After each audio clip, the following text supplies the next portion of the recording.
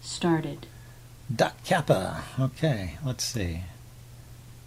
Let's try d4 again. Played a couple e4 games in a row, so let's get some d4 games in. Oh, this is that Lundin, the Lundin opening, or Lundin defense. Well, let's just put my pawns in the center. That seemed to work out pretty well. Let's see if I can remember what I learned from the post-mortem.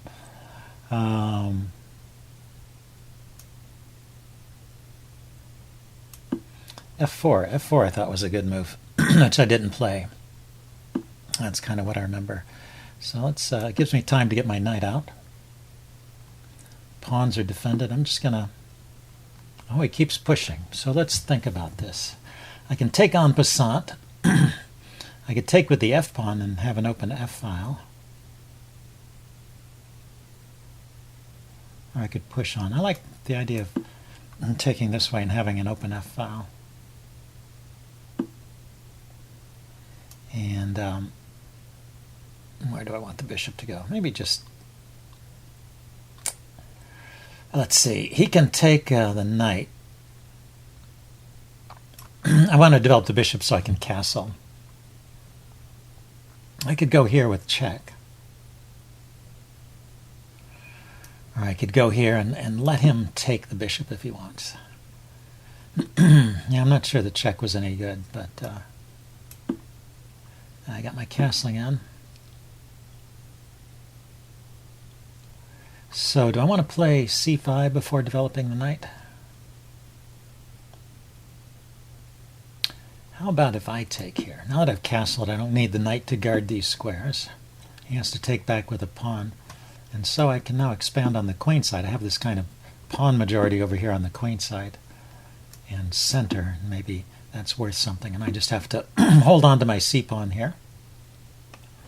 So b4 immediately he takes with the bishop, and there's no tactic there. So I have to prepare with a3 here.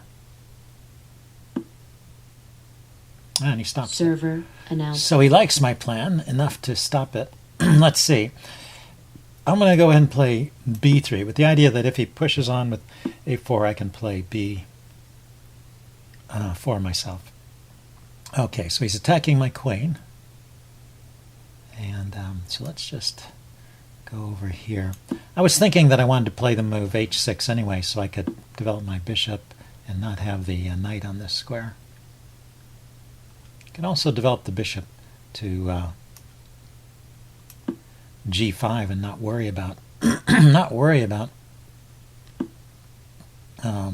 putting a pawn on or keeping the knight out of g4. So now, can I do some kind of sacrifice here?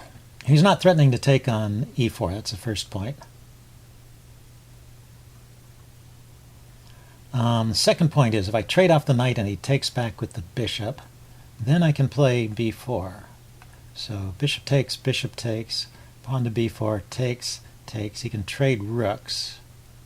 This is still defended. My queen is over here, and I've got some advanced pawns. I kind of like that. Even though it's a little bit weird, I'm giving up my good bishop and keeping my bad one. But I'm thinking that I'll get these pawns going on the queen side. And it will be even more, this won't be a bad bishop for long, because these pawns will get going. So, let's see. He didn't take right away, so I can lift up my queen to e3 here. And I'm looking at this square.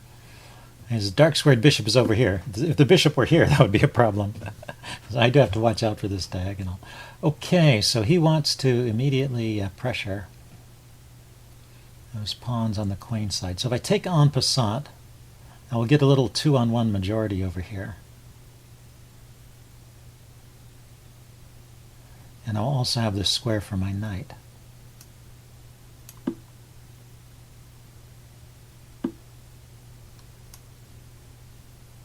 Which looks like a pretty good square.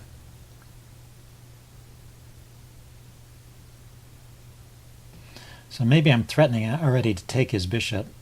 He would have to take with a pawn now because the rook is on that square. You might trade here.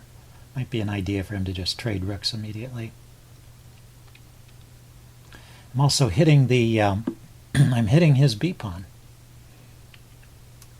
Okay, let's take. He did take. So yeah, that threat on the bishop was kind of annoying. And now there's this threat on the b-pawn, which if he defends, he could just play rook to b8, I guess.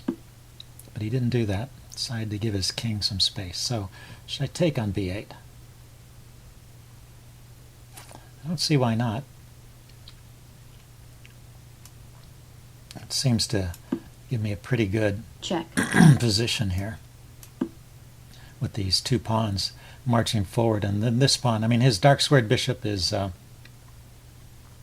not good. Okay, let's just come back here. I still have to worry about little tricks along this dark squared diagonal because he has a dark squared bishop and I don't. And this bishop doesn't do a whole lot, but it's important to support this this pawn.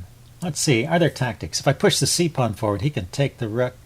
He can take my knight with his rook. I take back, and then he takes the bishop. So there are little tactics to watch out for. Okay, so let's leave the c-pawn here and march the b-pawn.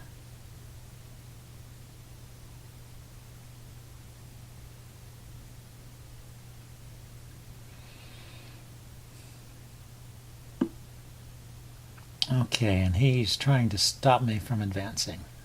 Okay, he left his pawn undefended, but he can push to he can push to b, or rather f. He can push to f6 to defend that. So if I push this pawn forward, just keep this pawn duo marching, it gets really strong. Just here and here, and that's a really nasty fork, isn't it?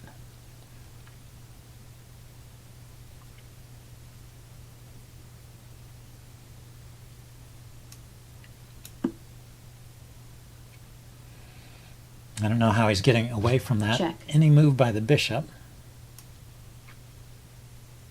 I could just take. Let's stop and think.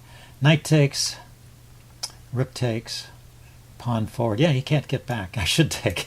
He can't stop that pawn from queening.